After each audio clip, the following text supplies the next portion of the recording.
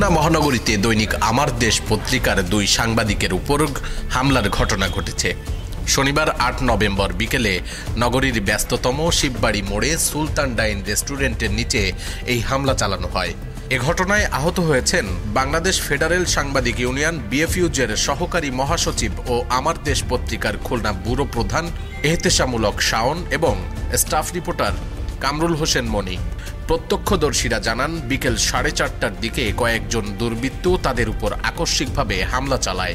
এ ঘটনায় সাংবাদিক সমাজের মধ্যে তীব্র ক্ষোভ ও নিন্দার ঝড় উঠেছে। খুলনা মেট্রোপলিটন সাংবাদিক ইউনিয়ন ও বিএফইউজে খুলনা ইউনিটের নেতারা অবিলম্বে হামলাকারীদের গ্রেপ্তার ও দৃষ্টান্তমূলক শাস্তির দাবি জানিয়েছেন। Hasanuzzaman, Khulna Gazette, desk report.